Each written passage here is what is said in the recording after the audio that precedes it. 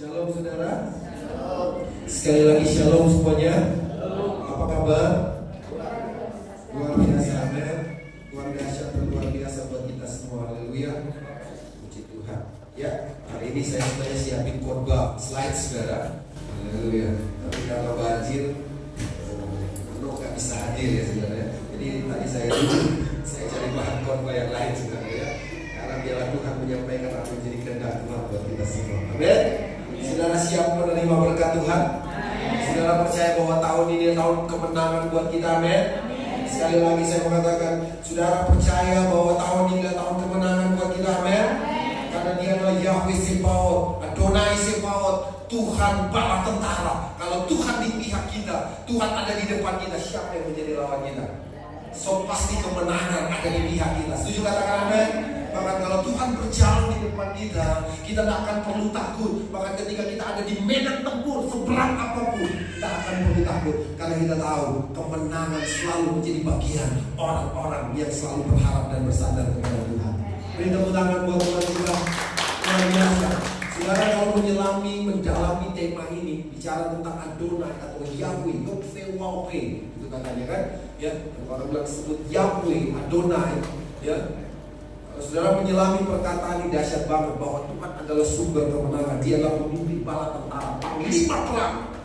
Ya, saudara, hidup kita adalah ya setiap hari kita selalu diperhadapkan dengan yang namanya medan tempur. Ya, hidup kita suka nggak suka, mau nggak mau kita harus berperang. Sekali lagi saya tegaskan, suka nggak suka, mau nggak mau kita harus berperang. Yang setuju katakan amin. Ya, karena setiap hari kita berperang, karena kehadiran kita ada di dunia. Detik kita percaya kepada Tuhan, detik kita memberi hidup kepada Tuhan, detik kita menjadi anak Tuhan, kita detik itu pula kita sedang mengangkat bendera perang terhadap Satan. Setuju katakan amin? Ya, dan masalahnya saya mau bilang, kita hidup di dunia ini. Dunia ini dikuasai oleh Satan. Ada sistem dunia yang begitu berat. Karena itu kita harus berdiri. Ya, sebagai anak-anak Tuhan itu nggak mudah, nggak gampang. Ya, kalau karena itu gini, saya mau bilang, kalau kita memang sebagai identitas kita sebagai anak-anak Tuhan, kita mau berdiri sebagai pelaksana firman, ya, seharusnya kita harus terkonek dengan Tuhan. Karena gereja tanpa konektivitas, kita akan jadi gereja yang mati. Gereja yang tanpa terhubung dengan Tuhan, kita akan menjadi gereja yang zombie rohani misalnya. Tapi kalau kita terhubung dengan Tuhan, powerful, rohmu akan menyala-nyala, musim tidak akan mempengaruhi hidupmu, tantangan tidak akan menggetarkan hidupmu, proses tidak akan melumpuhkan hidupmu, tapi engkau akan terus maju. Karena apa? Tuhan bekerja dalam dirimu. Ya, roh Tuhan, bahkan firman Tuhan beroperasi dalam diri kita. Setuju katakan amin? Berikan kemuliaan bagi Tuhan. Oke, segala bersemangat amin. Kayaknya kalau hujan-hujan begini harus tarik selimut lebih enak ya sebenarnya. Ya, saya tidur tadi jam 4:30 sampai rumah, saudara. Ya, kebetulan kemarin ibadah GP Jumat pada sampai jam berapa tadi? Jam 12 kali berapa? Ya, udah mau jam 2, jam 1 masih ada karena hujan juga di Karawang, saudara. Ya, hujan jadi sampai pagi ya. Pokoknya akhirnya kami pulang aja supaya siap-siap. Hanya sampai di rumah tadi hujan deras di tol sampai jalan saya nggak bisa lihat. Udah pakai wiper lebih cepat tapi memang saking derasnya hujan itu, ya udah memang tak terlihat di jalan. Sampai 4:30 saya istirahat sebentar, ternyata udah siang. baru merem, ternyata udah siang. Luar biasa. Memang minggu ini lumayan sibuk pulang balik Kerawang. Bahkan Jumat saya ada pelayanan di kumpulan orang Lamongan, Natalan. Orang Lamongan karena saya orang Lamongan, ya, sama dengan Pak Prabowo punya mama saudara, orang Lamongan. Kebetulan kemarin saya diberi kesempatan ke sana khotbah di Pasar Baru. Jadi lumayan sibuk, capek, pagi-pagi harus jalan lagi ke Kerawang. Luar biasa. Tapi hari ini saya bersemangat. Setuju katakan amin? Walaupun lihat di luar sana banjir, saudara tetap bersemangat dong. Ada yang ngantuk? Sebenarnya sama kita ngantuk, tapi saya tetap selalu memberi yang terbaik di hadapan Tuhan. Amin? Ya. Oke, baca dulu kebenaran firman Tuhan yang saya ambil di dalam Yoel pasal 3. Yoel 3 ayat 9 sampai 14 saja kita baca. Ya, karena nggak ada slide, saudara buka posisi sudah. Karena nggak ada slide ini, saudara. Haleluya.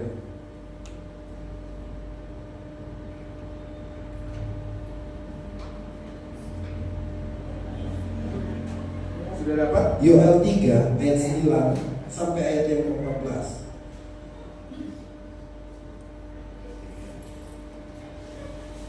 Sudah dapat belum?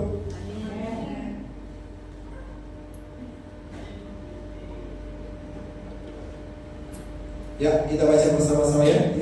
Lembaga kita memberi judul berkat untuk umat Tuhan. Ayat 9, 2, 3. Maklumkanlah hal ini di antara bangsa-bangsa, bersiaplah untuk peperangan, gerakkanlah para pahlawan, suruhlah semua prajurit tampil dan maju, tempalah mata bajakmu menjadi pedang, dan pisau-pisau pemangkasmu menjadi tombak. Baiklah orang yang tidak berdaya berkata, aku ini pahlawan. Bergeraklah dan datanglah hai segala bangsa dari segala penjuru, dan berkumpullah ke sana. Bawalah turunnya Tuhan pahlawan-pahlawanmu.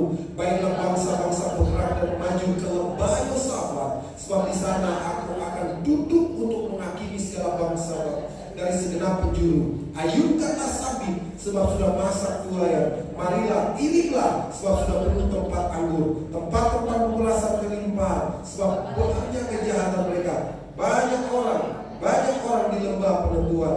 Ya, sudah dekat hari Tuhan di lembah penentuan. Haleluya.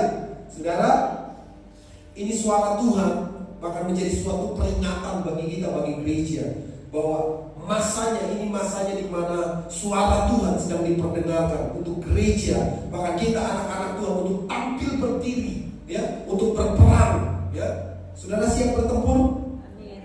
Mau nggak mau kan kita harus bertempur, toh. Setiap hari kita berperang, baik di pikiran kita. Mungkin kita bertempur secara dengan apa ya? Dengan manusia, kan karena peperangan kita bukan melawan darah dan daging, tapi apa? Ya, penguasa di udara, bahkan sistem dunia ini jadi lawan kita, saudara ya. Bahkan medan tempurnya ada di sini, karena apa yang kita lihat, apa yang kita dengar itu selalu mempengaruhi diri kita. Bahkan itu didorong keputusan kita. Kadang-kadang kita bisa salah ambil keputusan, kita bisa salah ambil sikap di sana, ya. Karena apa? Kondisi dan keadaan. Karena itu firman Tuhan selalu saya bilang bahwa harus beroperasi dalam diri kita, supaya ketika kita diperhadapkan dengan krisis, masalah itu, kita nggak salah ambil keputusan. Setuju katakan amin? Ya, saudara, di dalam Yoel 3 ini bicara tentang pahlawan atau bicara tentang tentara-tentaranya Tuhan. Ya, yang namanya tentara pasti dilatih. Setuju katakan amin? Ya, yang namanya tentara beda perlakuannya, ya, beda pembentukannya. Ya, kalau mungkin hansip atau cuma jaga kompleks, ya paling latihannya cuma baris berbaris, lencang kiri, lencang kanan, ya, lencang depan, hormat, gerak, cuma gitu doang. Kalau tentara latihannya beda. Setuju katakan amin? Kalau kita kan disetting untuk menjadi tentaranya Tuhan. Dia adalah panglima perang yang berdiri di depan sebagai pemimpin pasukan. Yahweh Sebaot, yang berdiri di depan. Kita adalah bala tentaranya bersama para malaikat Tuhan. Setuju katakan amin? Dan kita harus tampil untuk berperang, tapi jangan takut karena panglima kita terkalahkan. Panglima kita tidak bisa digoyahkan dengan apapun. Jadi apapun intimidasi dunia, apapun tekanan dunia hari-hari yang diarahkan bagi kita sebagai gereja, seharusnya gereja tidak perlu takut.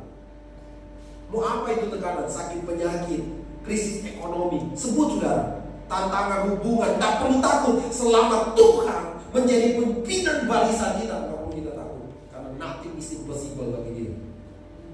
Persoalannya kita masih ada di barisan atau enggak, itu aja. Kebanyakan kan kita suka nyimpang kok, keluar dari barisannya Tuhan.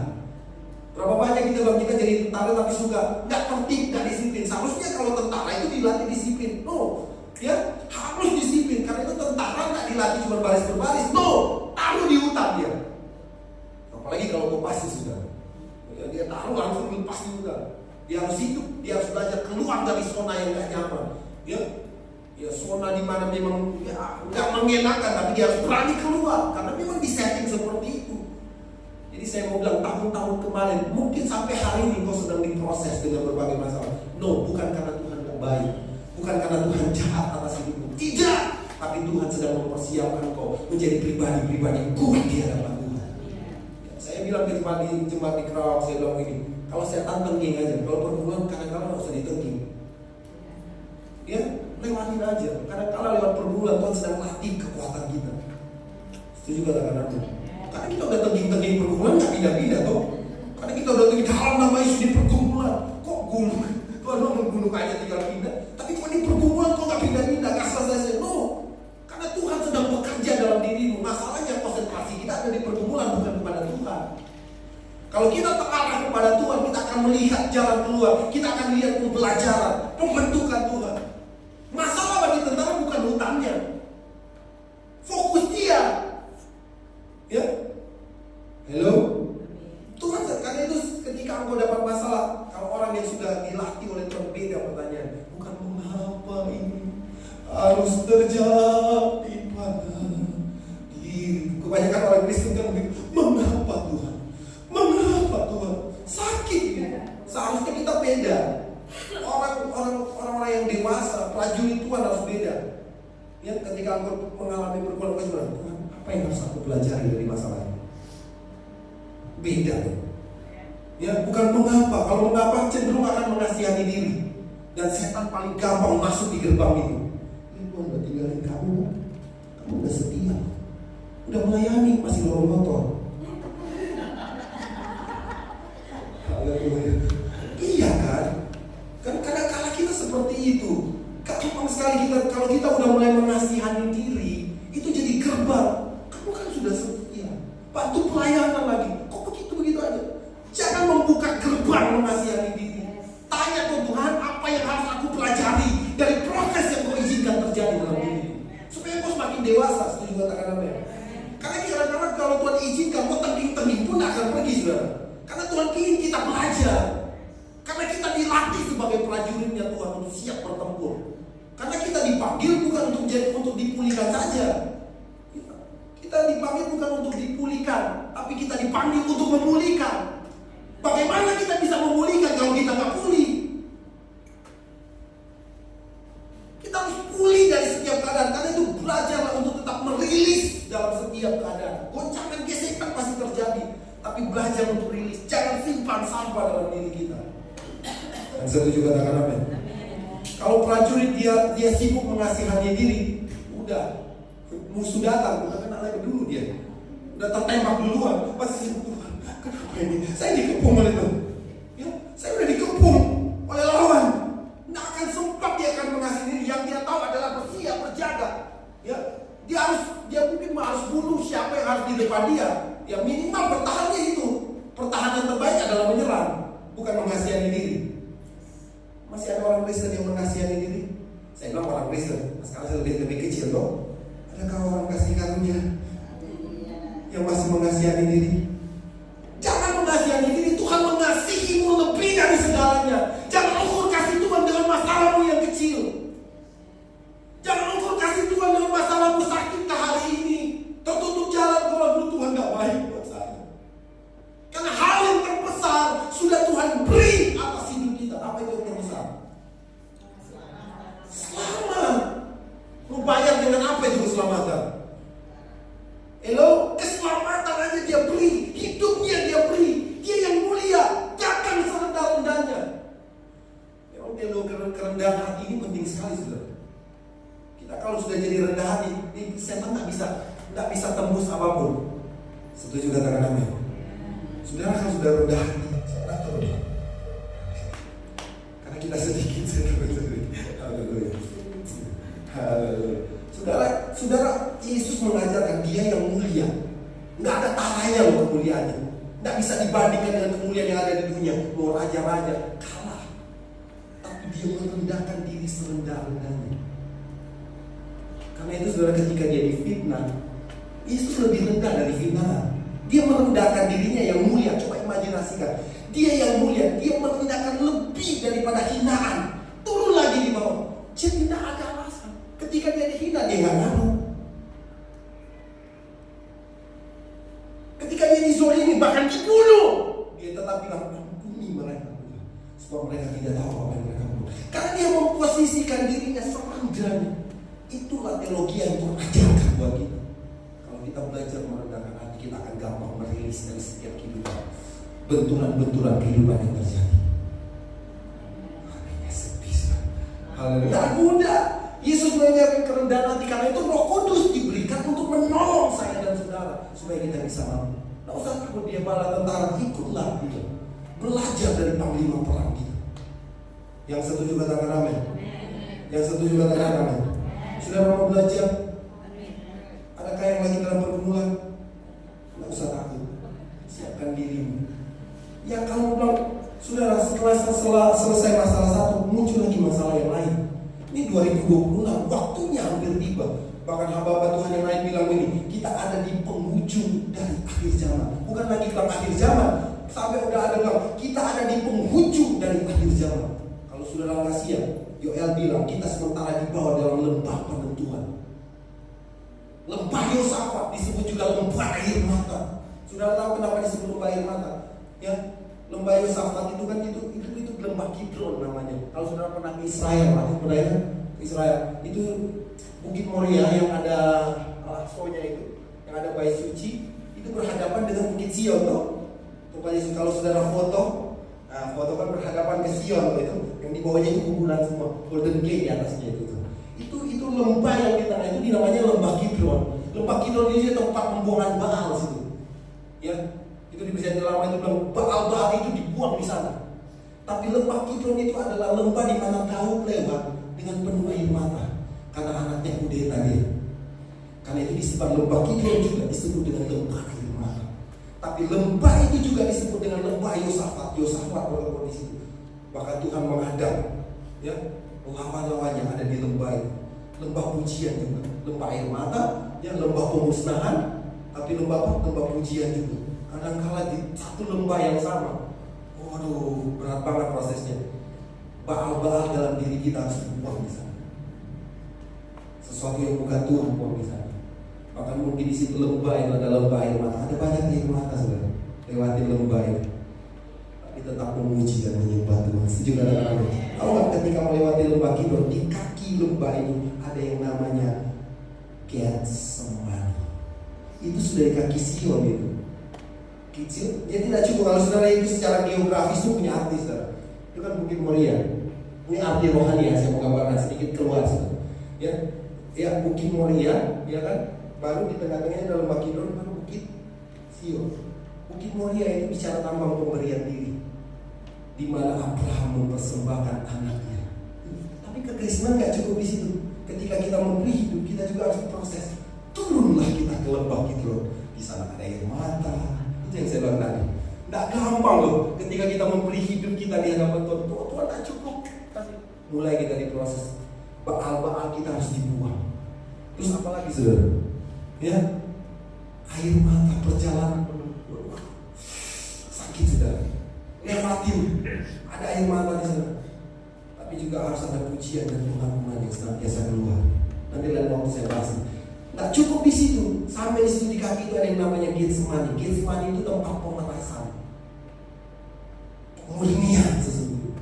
Kalau sudah lolos sampai di situ dimurnikan, saudara sudah sampai, artinya sudah lolos di Getsemani, sudah bisa dimurnikan, sampai saudara bisa berkata begini, bukan kehendakmu, namun kehendakmu yang terjadi. Saudara-saudara di Sion itu. Jadi bentuk perjalanan rohani itu ada di situ. Puncaknya adalah bukan kehendakku, namun kehendakmu yang terjadi. Keren itu. Itu prajurit sesungguhnya. Setuju katakan sudah di Bukit Sion itu dan tinggal melangkah menyongsong kedatangan Tuhan. Karena Yesus datang di Bukit Sion. Yang setuju katakan itu gambaran geografis, tapi memang luar biasa Tuhan.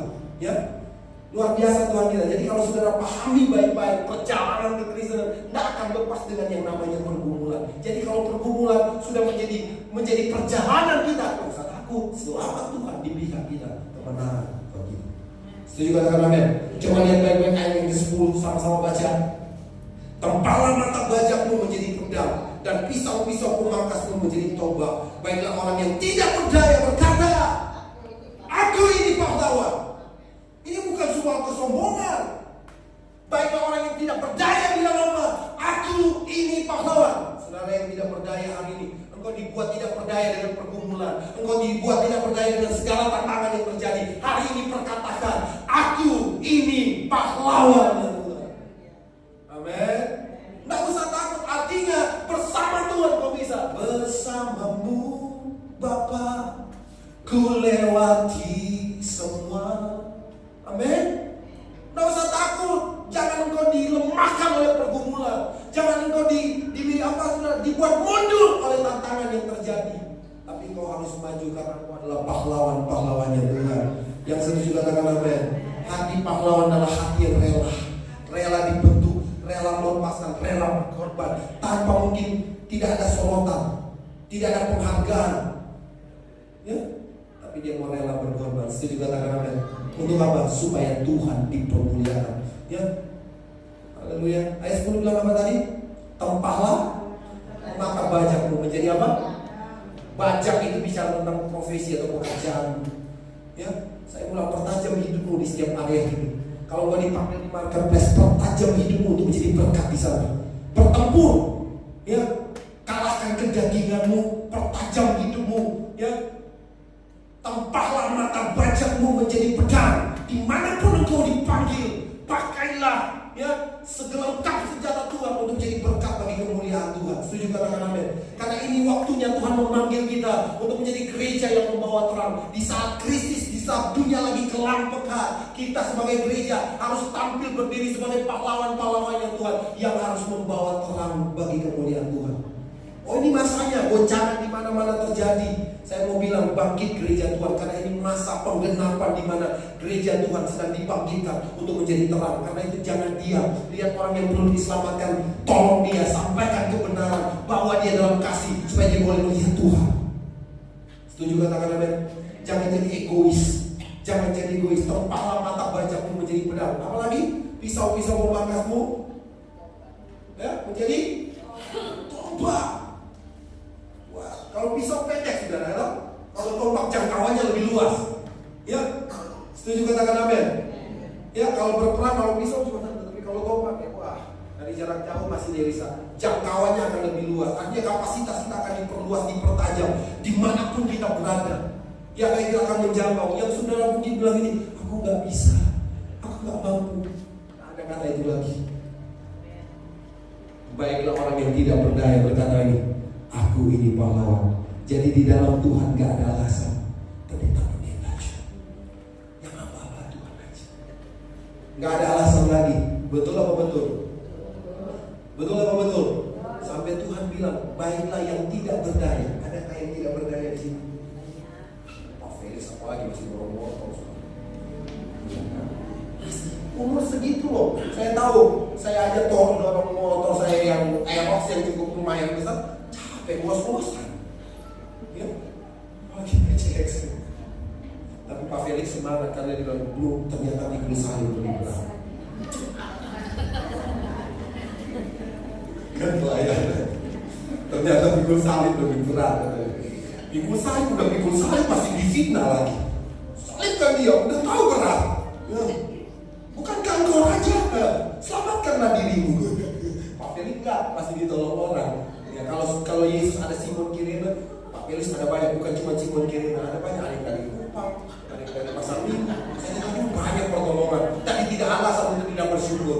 Apalagi ketika dia lihat itu, oh sampai di rumah luar biasa. Itu kan luar biasa, tapi itu kesaksian memberkati saya toh. Yang penting, wah suami istri itu penting loh. Jangan sampai kebanyakan sekarang kan orang jadi keluarga berantakan, akhirnya apa? Karena suami lebih cinta tetangga, istri lebih cinta orang lain. Ini hancur, kekristenan jadi nggak bernilai.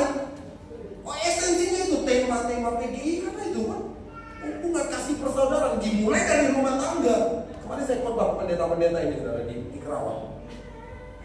Karena itu latarnya. Jangan perbanyak altar sebelum kita perbarui altar di rumah. Oh, itu saya sampaikan. Kita nggak akan bisa, kita mungkin perbanyak altar di luar, pelayanan di luar, tapi kita nggak memperbarui altar di rumah kita masing-masing. Ngeri. Pendeta yang kadang-kadang cuma pendeta juga manusia, dasarnya juga dia udah tahu firman kok. Dasarnya dia masih kedagingan. Ngeri. Ini masanya kita ada di lembah penentuan loh. Kita nggak bisa main-main. Bicara kita ada di lembah penentuan lembah akhir. Itu bukan waktunya kita main-main berleha-leha. Ini waktunya kita siap untuk bertempur. Baiklah yang tidak berdaya.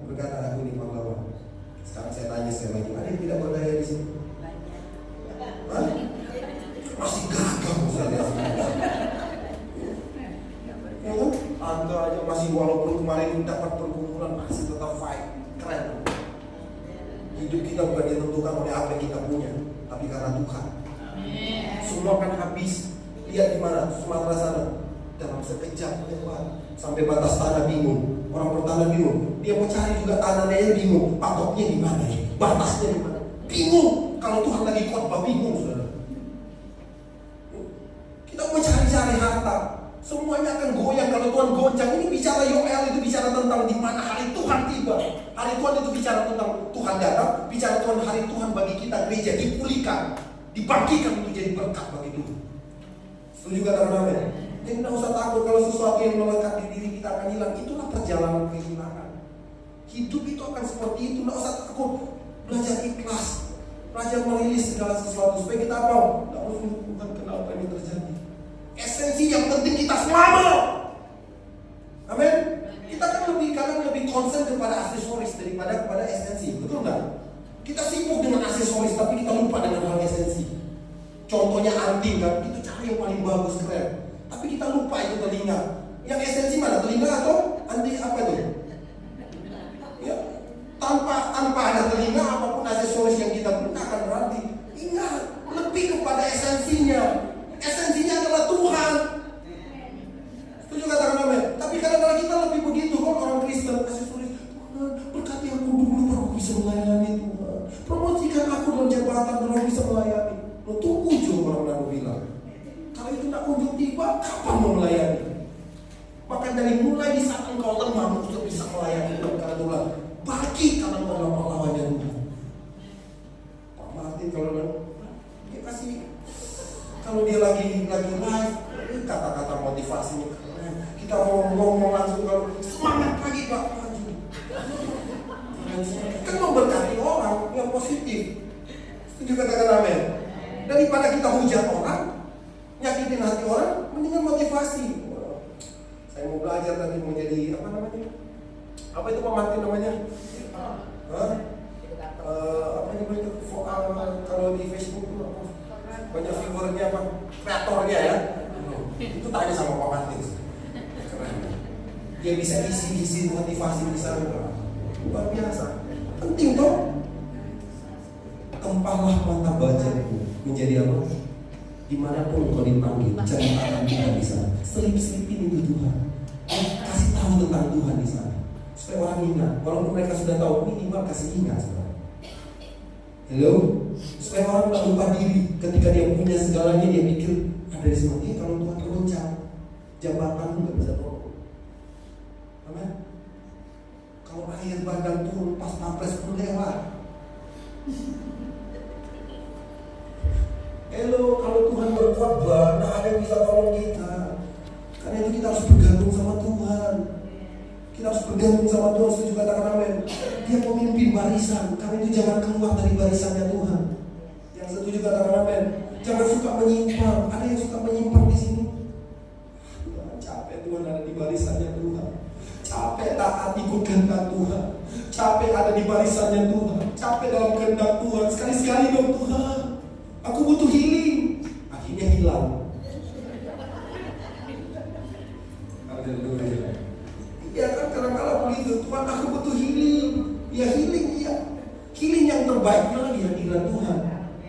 Di hadiratmu aku kuat. Di hadiratmu aku bebas. Di hadiratmu ada. Saudara itu situ. Akhirnya memang penting healing terbaik kita ada di hadirat. Setuju katakan amin. Amin pada ini amin toh. Oh amin. Memang harus di hadirat Tuhan. Ya tidak ada tempat yang terbaik selain di hadirat Tuhan. Karena itu kalau kita nggak di hadirat Tuhan pasti hilang, bukan healing. Haleluya. Amin. Haleluya. Mau tetap dalam Tuhan, mau tetap dalam barisannya Tuhan. Yang namanya saudara harus mendisiplinkan. Bilang samping kiri samping kanan. Bro, sis, Ben, belajar mendisiplinkan diri. Latih. Disiplin itu latih dirimu. Ini saudara mau berperang. Kalau saudara mendisiplin diri, melatih, saudara akan tahu cara mengayunkan pedang. Pedang itu bicara firman Tuhan. Saudara akan dilatih bagaimana mengayunkan pedang. bagaimana menebas lawan, bagaimana mempergunakan pedang itu di saat dibutuhkan. Karena dilatih, didisiplinkan. Benar kan? Jangan sembarangan pakai pedang. Karena kalau orang Kristen karena tahu firman, dia marah pada tetangga atau dia orang Manado bilang, dia punya rekan sepelayanan di daerah, dia pakai pedang, dia main campur pedang sembarangan. For dia apa? Mau kalahkan itu. So jadi peperangan darah dan daging juga. Yang so pakai firman di tempat yang salah, udah saling menjatuhkan. Misalnya saya marahin dulu, saya pakai firman, terus kan hamba Tuhan, pakai kasih dong. Sudah mulai saya pakai firman lagi. Karena saya tahu firman, saya kutip lagi nanti. Nanti dia kepanikan. Pedang di sana. Dia firman merombak hidup saya dulu, nggak usah pakai buat orang lain. Sudah mengerti maksud saya? Jadi kita akan cakap mengayunkan pedang. Kita tahu bagaimana harus berperang sesungguhnya. Bukan main tebas lawan atau tebas teman. Itu tidak bisa membedakan. Karena itu disiplinkan dirimu. Latihlah dirimu beribadah. Latihlah dirimu untuk selalu datang dalam hadirat Tuhan, menyembah Tuhan, supaya kau tahu kapan waktunya kau bergerak bagi Tuhan. Yang setuju katakan amin. Kayaknya memang ini firman Tuhan yang harus disampaikan. Karena memang setengah habis, saya harus sampaikan kebenaran ini di sini. Haleluya, amin. Tidak usah takut dengan pergumulan, tidak usah takut di sini. Tuhan melihat kok. Dia melihat hidupmu. Dia tahu apa yang kau alami hari ini. Dia tahu apa yang sedang terjadi dalam hidupmu. Aku usah kasih tahu, dia tahu. Selama kau berkenan, mungkin Tuhan biarin. Selain rambut jatuh aja, dia tahu, dia perhatikan. Apalagi masalah yang terjadi dalam diri. Bagianmu adalah menguatkan kepercayaan. Di pihak Tuhan sudah pasti sempurna. Di pihak kita yang tak sempurna harus disempurnakan. Yang setuju katakan amin. Bilang terus ke dirimu, saya harus berserah sama Tuhan. Saya harus saja banyak menyerah sama Tuhan. Saya harus banyak mengandalkan Tuhan dalam segala hal, supaya kau lebih tajam di hadapan Tuhan. Yang setuju katakan amin. Yang setuju katakan amin. Sekali lagi, karena kita dipanggil, bukan saja dipanggil untuk pulih, tapi kita dipanggil untuk memulihkan. Halo, siap gak siap? Engkau dipersiapkan Tuhan untuk memulihkan orang lain. Karena itu belajarlah untuk tanya Tuhan dalam segala keadaan. Mungkin orang bilang sok rohani, dorong bangun, apa-apa, biarin aja, karena dia gak kasih makan kok. Ya, saudara akan terus tanya apapun, saudara mau lakukan apapun, mau kerja apapun, tetap tanya Tuhan. Tuhan, kalau kau berkenan, buka jalan. Kalau enggak, Tuhan gagalkan. Saya punya rencana Tuhan mau melakukan ini, tapi tetap aku serahkan kepada. Kalau kau berkenan, bukan bagi. Dan jangan paksa Tuhan ya. Kalau Tuhan jadi pemimpin bangsa, jangan ambil posisi Tuhan, atur Tuhan. Ya, saudara tahu? Kalau kita ada di barisan Tuhan, jangan ngatur Tuhan. Jangan atur panglimanya. Hello? Biarkan panglima membawa kita sesuai dengan komando, sesuai dengan arahannya. Yang setuju katakan amin. Jangan atur Tuhan. Mentang-mentang kita sudah pelayanan, atur Tuhan. Jangan atur Tuhan toh. Ya, mau ikut kehendak Tuhan. Mau ikut kehendak Tuhan. Haleluya.